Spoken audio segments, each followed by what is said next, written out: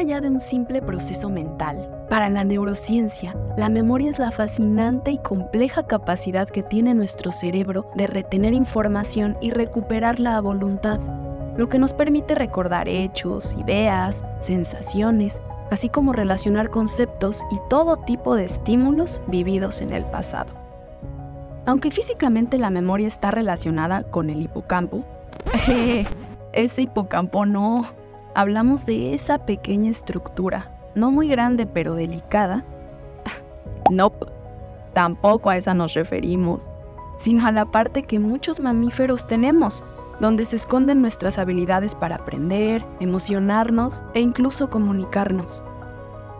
Es ahí donde, por ejemplo, se quedan grabados nuestros recuerdos de la infancia, esa memoria a largo plazo que recuperamos a menudo llena de emociones más o menos positivas. Se trata de los recuerdos que nos han definido en lo que somos hoy en día y que de algún modo conducen nuestro comportamiento. Son muchas las áreas cerebrales implicadas en este proceso tan complejo. Por ejemplo, el córtex temporal almacena los recuerdos de la infancia y el hemisferio derecho se relaciona con el significado de las palabras, mientras que los lóbulos frontales organizan la percepción y el pensamiento. Y por su parte, el cerebelo es responsable de muchos de nuestros procesos automáticos. Nuestro cerebro en general es un órgano fascinante, ¿no? Para demostrarle a la gente que no trabajamos con el 10% del cerebro, eso es como un mito, que a veces hasta con la película esta de Lucy se reforzó mucho la idea de utiliza tu 100%, ¿no? No es como batería, ¿no? O sea, que ya tienes el 10%, el 20%, el 30%, no. Tu cerebro funciona varias partes al mismo tiempo, ¿no? Por ejemplo, si te digo, levanta esta mano y empieza a hacer este ejercicio, de entrada tu corteza visual ya volteó a ver mi mano. Luego tu corteza premotora empieza a trabajar en ese sentido, luego la corteza motora, la parte sensorial, o sea, es todo un conjunto de cosas, ¿no? Si te pido ahorita, justo hablando de memoria, que rápidamente digas, oye, ¿cómo era el cuarto donde dormías cuando tenías 10 años? Ya se activó otra parte de tu cerebro, ¿no? Para evocar que tenías colgado esto, que la pared tenía este color, que tu sábana era así, la cobija, qué sé yo, ¿no? A qué olía, qué actividad realizabas ahí. Los distintos tipos de memoria se clasifican de acuerdo a su duración. En memoria sensorial, que es la que conserva la información que se recibe con los sentidos, casi de manera instantánea.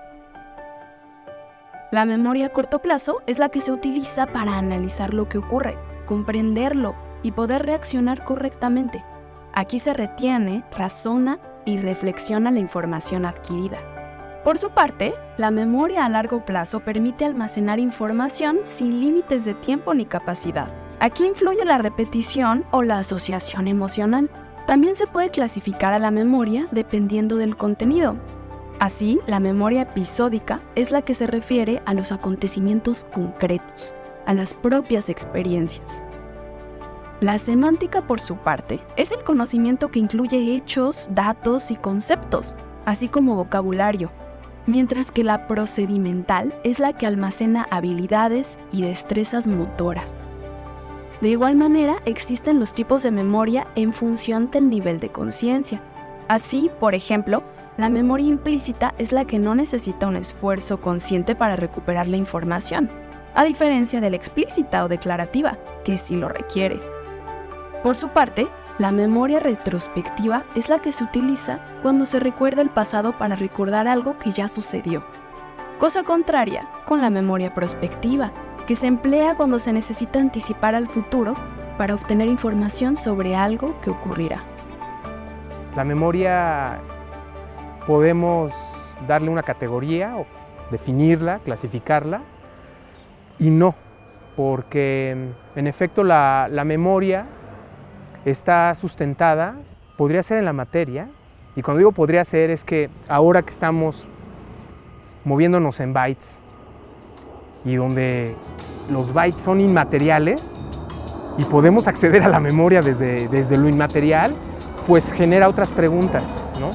Está en la materia, o sea, hay que pensar que las eras geológicas de este planeta están formadas en buena medida de polvo celeste, entonces la memoria es inherente a la propia historia del planeta y a la propia historia de nuestra galaxia y a la propia historia del universo. Está probablemente en las piedras, en la arcilla, en la formación de los desiertos y en la formación misma, digamos, de las capas terrestres. Pero sin duda, un elemento fundamental en el ejercicio de la memoria es el recordar. Palabra que proviene del latín re, que significa de nuevo u otra vez, y cordis, corazón. Por lo tanto, recordar significa pasar nuevamente por el corazón. Algo que tenía mucho sentido en la antigüedad, porque se ubicaba en la mente en el corazón. Así, un recuerdo sería volver a sentir en la mente un hecho del pasado. Pues este ejercicio que permite almacenar información, retenerla y devolverla al presente, se basa en la emoción o emociones que generamos.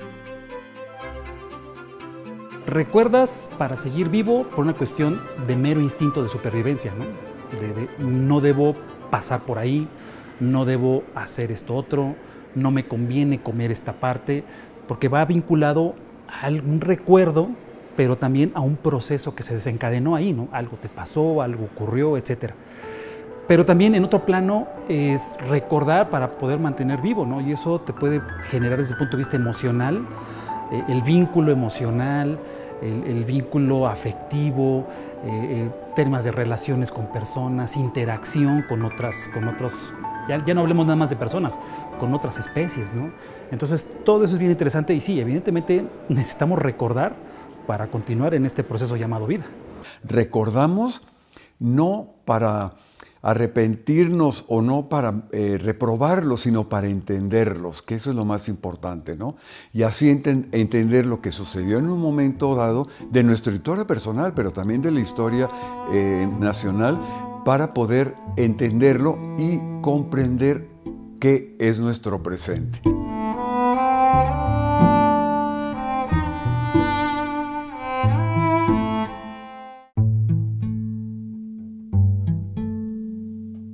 La memoria forma parte fundamental en la construcción de la historia de la humanidad.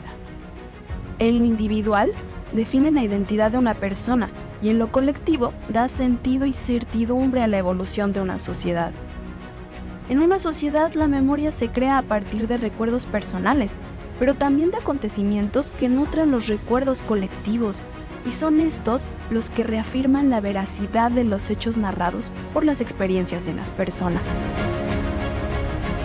Nuestro cerebro es una máquina maravillosa que, pues imagínate, desde pequeñitos empezar a documentar, empezar a guardar una cantidad de recuerdos de dónde estaba tu primaria, cómo era tu mamá y tu papá en ese entonces, muchas de las cosas, ¿no? Y eso vinculado, por una parte, a los procesos cognitivos, a cómo funciona el cerebro, pero después cuando lo externamos, cuando nos vinculamos con el contexto natural, en este caso, pues cómo lo trabajamos, ¿no? Sin memoria, pues no hay historia, ¿verdad? Sin memoria, y me refiero incluso a la historia personal.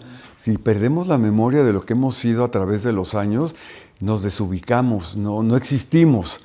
La memoria nos ayuda para saber quiénes somos, dónde estamos y también hacia dónde vamos. Para empezar, la memoria forma parte de un proceso humano, en donde básicamente tiene tres momentos. La vivencia, en donde se genera un suceso que se resguarda en nuestro cerebro. La sistematización, que es lo que pasa para archivarse en este cerebro. Y la tercera, la forma como es evocado. Entonces es un proceso en donde se genera, se sistematiza y se evoca. Y es entonces cuando tú vas reconstruyendo recuerdos, memorias, instantes que pueden ser de diversa índole y que dependiendo del instante en el que tú los evocas, puede tener diferentes interpretaciones. Lo mismo pasa en las sociedades.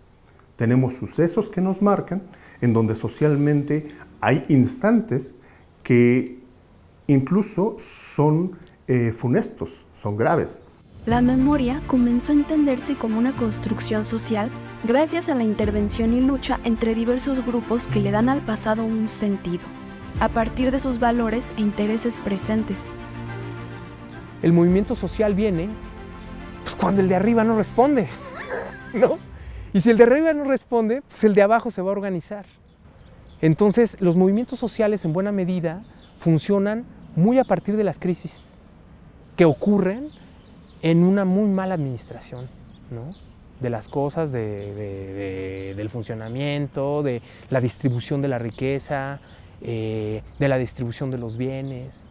Y entonces ahí sí tienes como un campo de la historia política de esta ciudad y del país muy interesante. Yo crezco con la memoria, digamos, del 23 de septiembre de 1965, ¿no? Con el asalto al cuartel de Madera, pero evidentemente también a mí me cruza la historia del verano caliente protagonizado por el panismo del 86, ¿no? Me cruzan las historias de las obreras de la maquiladora, que por un lado eran celebraban tener un lugar de trabajo, pero por el otro lado también eran críticas hacia las violencias que vivían al interior de la maquila, ¿no? La memoria puede tener así como muchos conceptos, significados, ¿no? En realidad, todos los seres humanos estamos hechos de recuerdos, ¿no? Desde que nacemos y vamos creciendo, intentamos como estar recordando, ¿no? Y en algún momento hay como procesos que nos llaman a recordar juntos, ¿no? Regularmente juntas. Nosotros tenemos como nuestra memoria personal, familiar, y acá me parece que lo interesante es cuándo es que recordamos juntas y juntos y por qué recordamos, ¿no? Y bueno, hay cuestiones que nosotros podemos considerar como grietas, incluso podemos considerarlas heridas abiertas, ¿no? Que nos convocan a recordar. Como comunidad, tú vas construyendo, vas recuperando esos testimonios individuales y construyendo una historia colectiva, ¿no? La memoria colectiva la compartes con tus grupos, ¿no? Hablamos, por ejemplo, ahorita de los colectivos que están siendo entrevistados por la Comisión de la Verdad para recuperar estas historias de las violaciones graves a derechos humanos en nuestro país, ¿no? Y estos colectivos pues, comparten la misma experiencia, ¿no? Ya sea de sobrevivientes o desaparecidos. En el momento se hizo un levantamiento de memoria.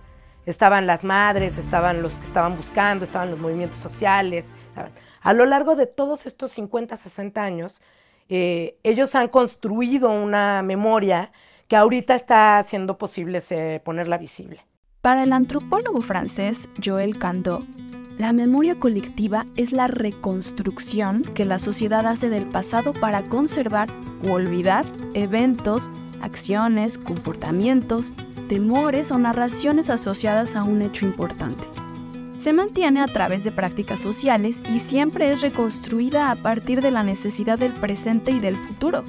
Por lo tanto, la forma, cómo y qué se recuerda o se olvida es muy importante para el futuro de la sociedad. La memoria recurre a los recuerdos, a la elaboración de los recuerdos.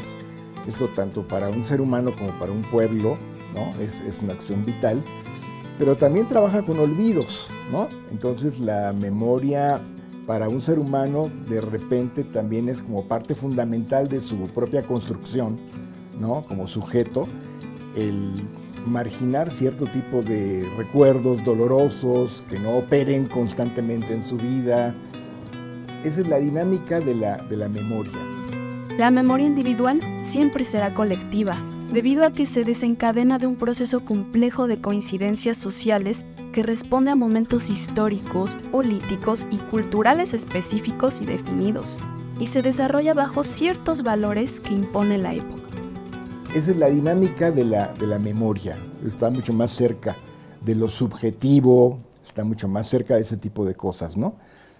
La historia, por el contrario, que se nutre de la memoria, o sea, hay una relación muy directa, pero la historia tiene como su propio camino, porque la historia como que busca otras cosas, ¿no?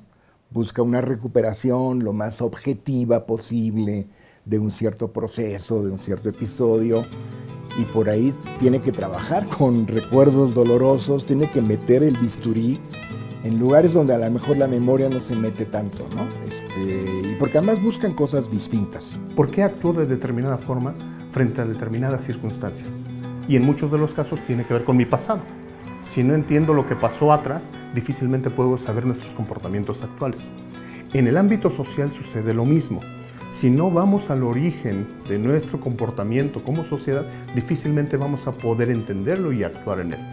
Así, lo colectivo y lo particular navegan de un lado al otro y se entrelazan en un mismo universo, que se traduce en los elementos que dan coherencia y sentido a la historia de una nación.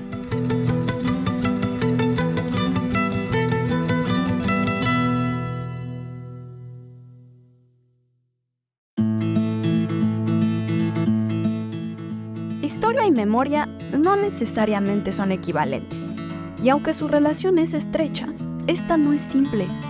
El historiador participa en la construcción de la memoria social y en su transmisión, y está acostumbrado a tratar con el testimonio material y oral, así como con el recuerdo. La memoria en sí, la memoria no le pertenece a los historiadores.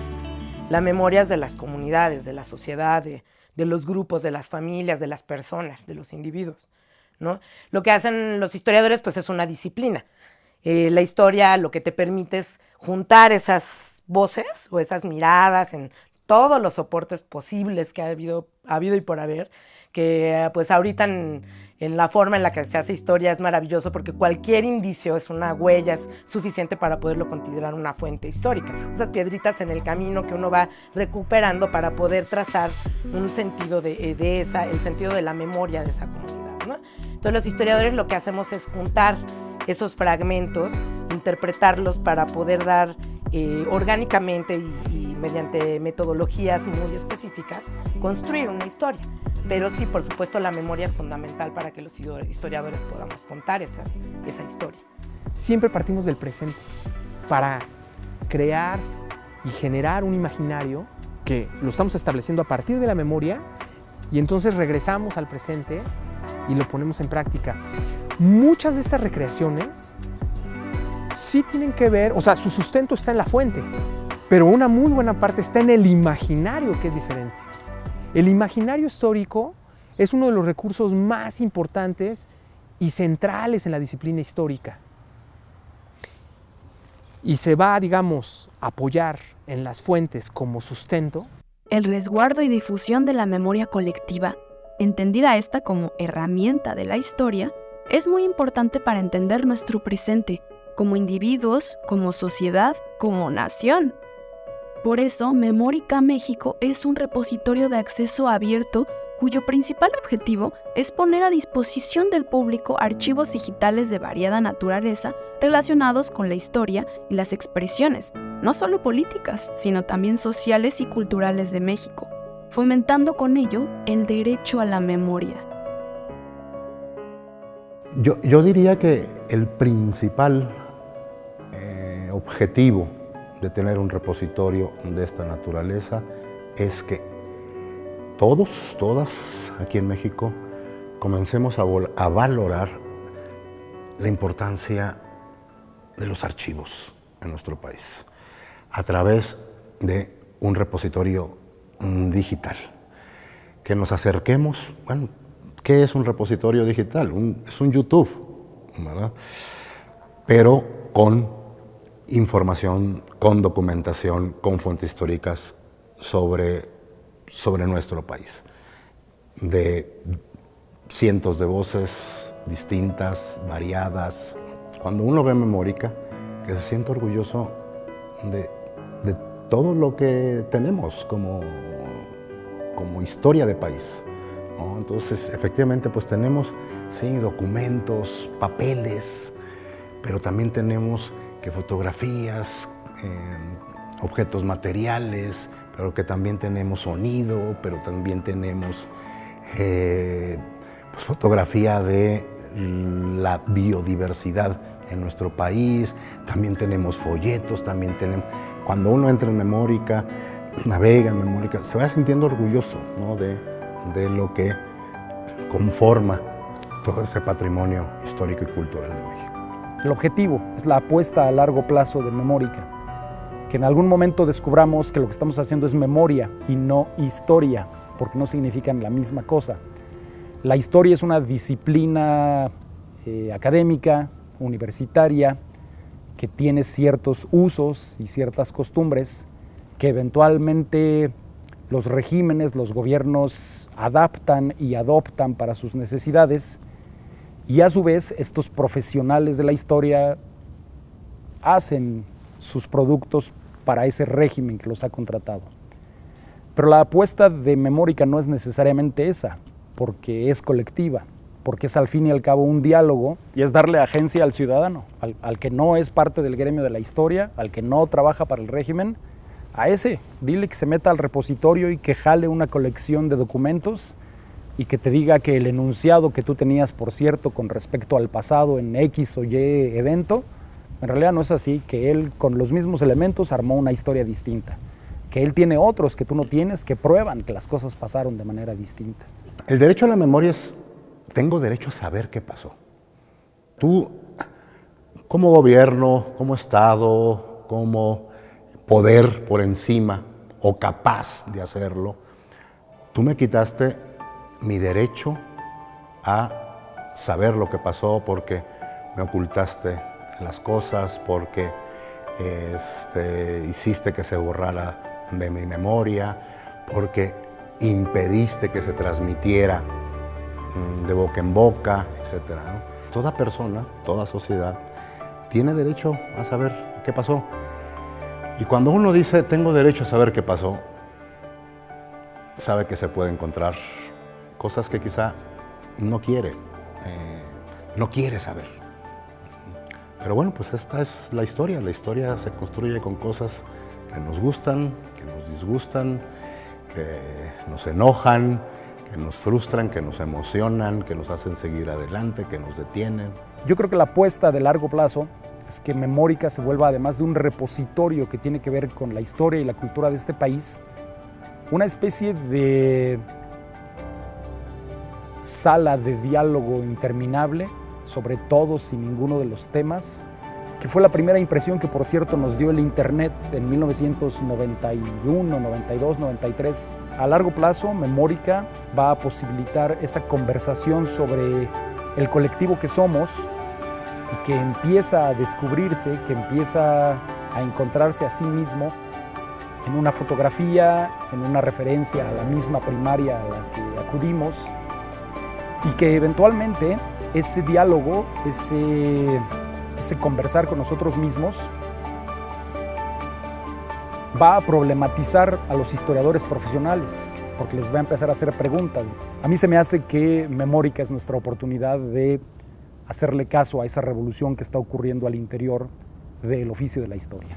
Lo que Memórica busca es ser como una ventana de los repositorios que ya están consolidados en términos de digitalización, de catalogación aquí en México, y los que están empezando y los que aún no tienen nada todavía, ¿no? Digitalizado.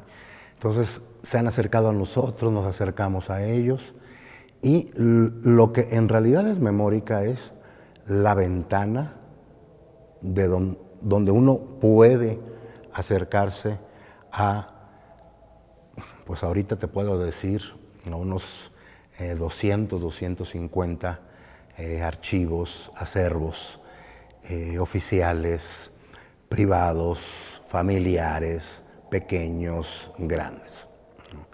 Entonces, eso es lo que anima finalmente o principalmente a Memórica, ¿no?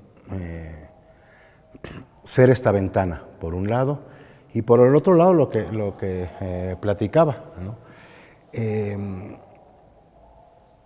Dar los elementos a las personas para que ejerzan su derecho a la memoria. Todo lo que hacemos involucra la memoria.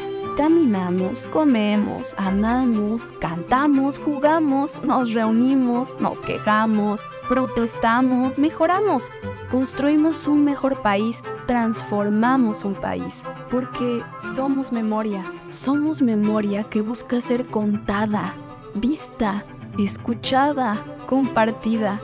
Somos una red de recuerdos de las cosas que hemos vivido y las que nos han contado. Somos todo lo que nos antecede. Somos también lo que está por suceder. Somos memoria.